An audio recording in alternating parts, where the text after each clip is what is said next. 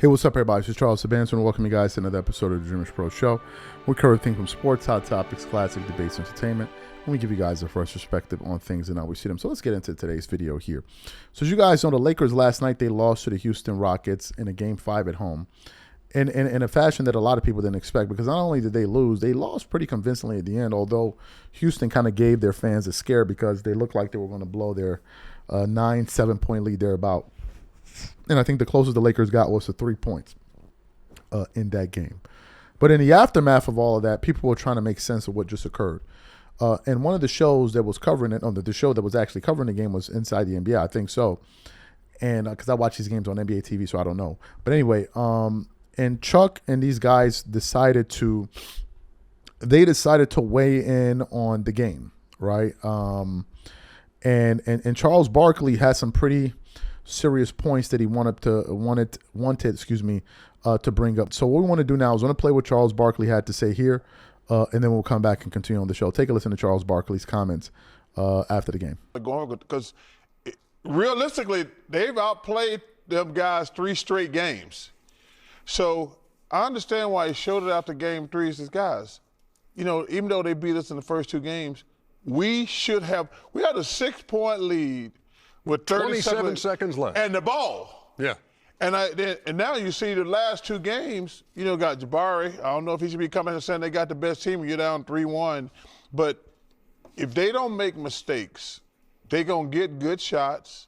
The Lakers are not full strength. LeBron is wearing down. Let me tell you that. LeBron's wearing down. You know, I saw all these idiots and fools on television. LeBron's playing great for a 41-year-old in game 1 and game 2. And he played great in game 1 too.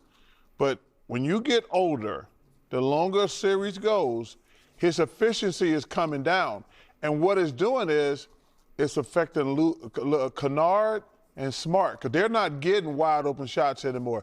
Look at their numbers are coming down too. Right. I don't know if you're hitting the panic button, but how close are you doing that if you're the Lakers now after losing the last 2? I mean, it's simple. You know, you have to come out and play with the killer instinct. You have to have that intensity. Where was that tonight? I have no idea. I hate watching the Lakers play sometimes because towards the end they try to play the hero ball. Okay, we're going to start playing hard now, and if we hit this 3 at the tie of the game, that's not going to work. LeBron knows that and understands that. These young guys need to understand that.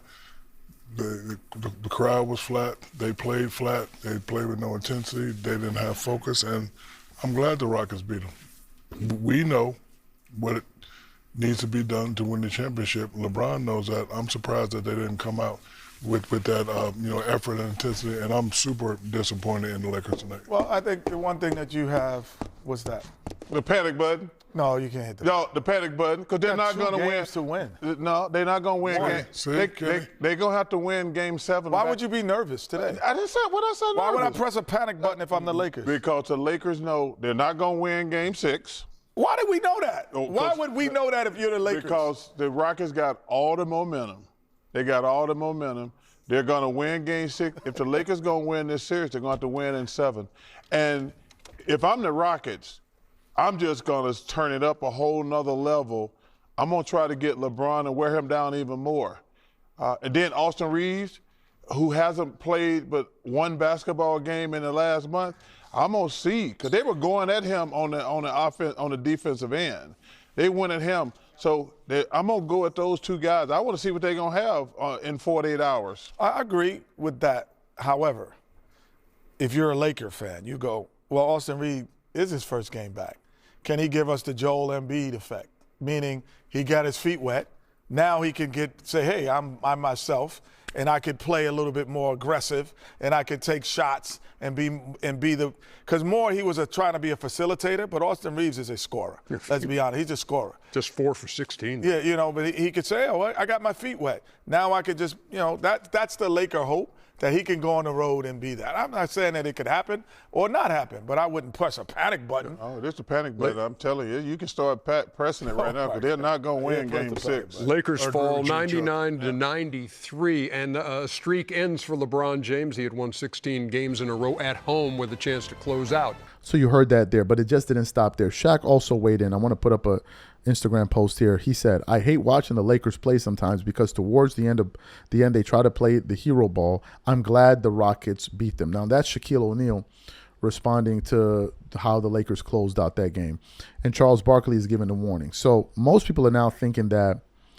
Houston is going to win Game 6. We don't know that yet. It looks like that because they have all the momentum.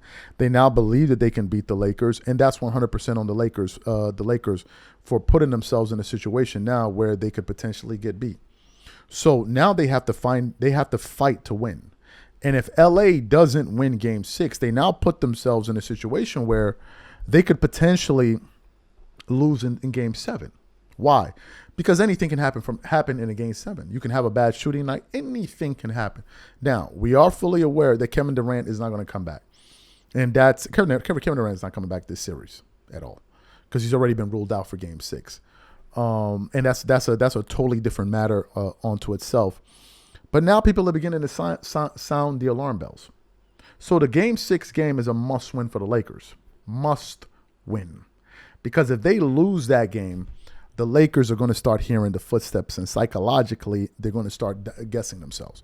And the last thing you need is to have a Game 7 where you play bad on the Rockets have nothing to lose. If the Rockets lose Game 7, they fought well, they came back, KD wasn't there. But if the Lakers lose, can you imagine how catastrophic that would be for this Lakers team? What it would say for J.J. Redick and LeBron as well, to be the first NBA team in NBA history to blow a 3-1 lead? We even put up a poll on our channel about an hour ago where I wrote, if LeBron blows a 3-0 lead, should it affect his legacy? Of the 800 voters so far, the video's been about an hour, 82% of these people are saying, yes, it should. So you don't want to be on the wrong side of history here, because this will be absolutely, and I mean this, devastating for his reputation. These are my thoughts. Whatever you guys think, please leave your thoughts and comments in the comment section. We'll catch you guys on the next episode.